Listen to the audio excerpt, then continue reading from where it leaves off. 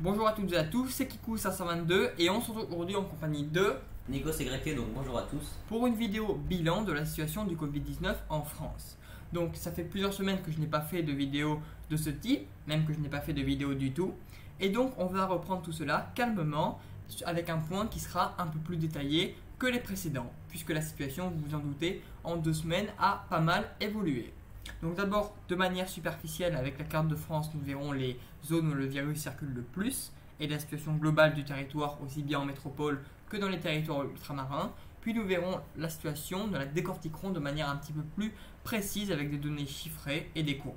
J'en profite pour remercier une nouvelle fois Guillaume Rosier qui actualise quotidiennement le site covidtracker.fr depuis presque 1 an et demi, en tout cas depuis plus d'1 an. Et cela permet à chacun qui le souhaite d'avoir accès à des données vérifiées et précises sur l'épidémie.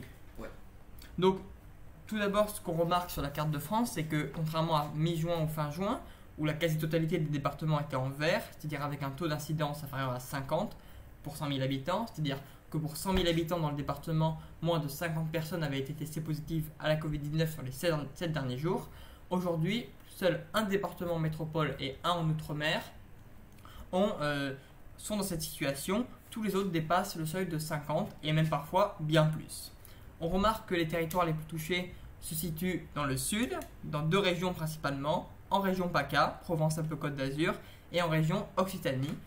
Tous les départements métropolitains dépassant le seuil de 400 cas pour 100 000 habitants qui avait été retenu par le gouvernement en mars dernier pour confiner sont en PACA, en Occitanie ou en Corse, dont les 2 départements dépassent ce seuil extrêmement alarmant. Plus globalement, on remarque également des départements dépassant le seuil de 150 ou de 250 en Nouvelle-Aquitaine, en Auvergne-Rhône-Alpes, en région Île-de-France, dans le Grand Est et de façon plus modeste dans les Hauts-de-France et en Normandie. La région bretonne, la façade ouest, pourtant touristique, semble plutôt épargnée.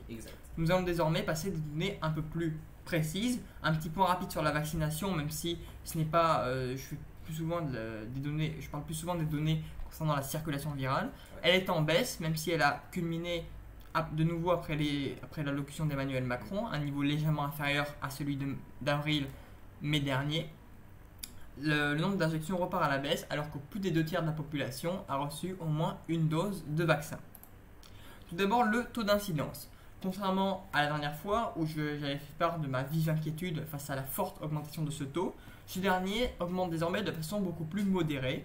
En effet, hier, donc au 12 août 2021, donné 3 jours avant, donc le 9 août, nous étions à 239 et une semaine plus tôt, c'est-à-dire le 2, nous étions à 227, ce qui traduit une augmentation très modérée, inférieure à 10%.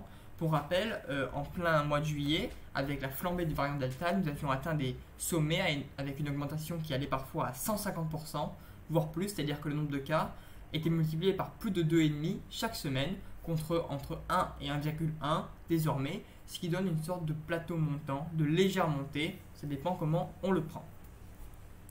En ce qui concerne le taux de positivité des tests, ce dernier est en légère baisse puisque le nombre de cas augmente de façon très modérée et le nombre de tests recommence à augmenter fortement à raison de la mise en place récente du pass sanitaire qui exige partiellement, donc pour certains cas, un test PCR de moins de 72 heures négatif. Maintenant, intéressons-nous aux indicateurs plus crispants, les admissions à l'hôpital. Ces dernières augmentent, il ne faut pas le nier, elles augmentent dans la lignée de l'augmentation des cas, mais cela reste beaucoup plus modéré que l'augmentation qu'on a connue, notamment au niveau des cas. Pour information, hier, 755 personnes étaient chaque jour en moyenne hospitalisées pour cause de Covid-19 dans les hôpitaux français. Ce nombre est certes en augmentation, puisque le 5 août, nous étions à seulement 630. Donc entre 630 et 625, c'est une augmentation de 20% environ. Mais c'est une augmentation bien inférieure à celle de la semaine précédente, puisqu'entre le 5 et le 29, nous avons eu une augmentation qui est passée de 394 à plus de 600. Donc c'est une augmentation très forte, supérieure à 30 voire 40%. Au niveau des admissions en réanimation désormais, elles augmentent également. Elles sont passées lors du creux de fin juin début juillet de 25 à plus de 173, avec là aussi une augmentation qui ralentit. Sur la dernière semaine, on est passé du 5 août de 145 à 173, soit une augmentation d'environ 20%, comme les admissions à l'hôpital. Enfin, malheureusement, les décès hospitaliers augmentent également de façon beaucoup plus modérée. On est passé en une semaine donc hier on était à 55 et une semaine avant nous étions à 46, donc une augmentation aussi de 20% qui se réduit avec le temps mais qui reste notable et qui donne un nombre beaucoup plus élevé que celui que nous avions connu début mi-juillet avec une vingtaine de décès hospitaliers, voire même une quinzaine si on prend vraiment le creux de décès hospitaliers par jour. Maintenant, ce qui concerne les tranches d'âge.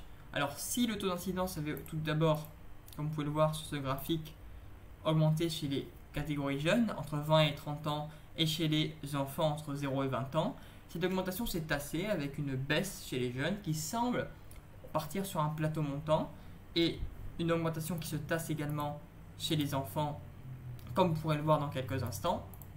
Voilà, on va isoler une augmentation qui s'est beaucoup tassée. C'est désormais chez les catégories les plus âgées que l'augmentation se fait sentir, avec un taux d'incidence qui chez les personnes âgées est passé d'environ 8 à désormais environ une centaine. Donc c'est quand même une multiplication par 12, même si le nombre de tests a augmenté.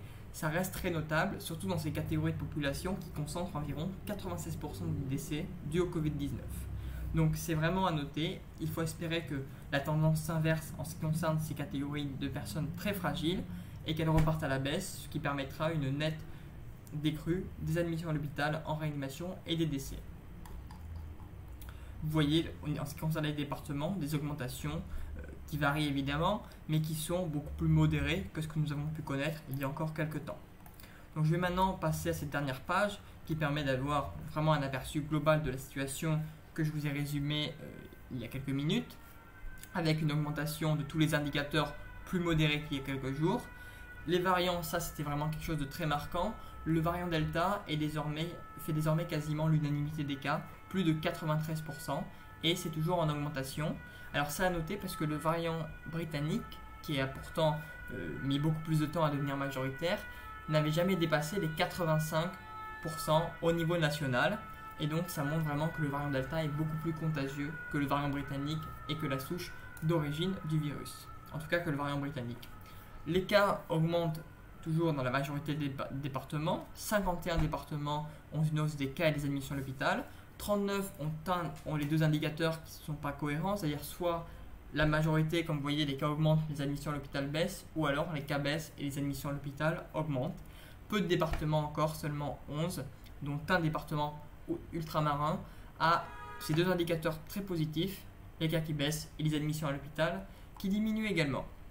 Donc pour conclure cette vidéo, nous pouvons dire que s'il y a des signaux positifs, cette réduction du taux d'augmentation, ce tassement de la courbe, la situation reste problématique, avec un taux d'incidence qui se rapproche de celui que nous avions connu fin janvier, même des niveaux légèrement supérieurs, un nombre de décès qui reste plus contenu dû à la vaccination et au fait que les cas se concentrent majoritairement dans les catégories jeunes de la population, et un signal d'alerte avec cette incidence qui désormais augmente majoritairement chez les personnes les plus âgées de plus de 60 ans, voire de plus de 80 ans.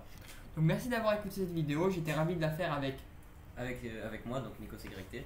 N'hésitez pas à vous abonner, à liker la vidéo et également à me laisser un commentaire pour me dire comment je pourrais m'améliorer. Merci à tous.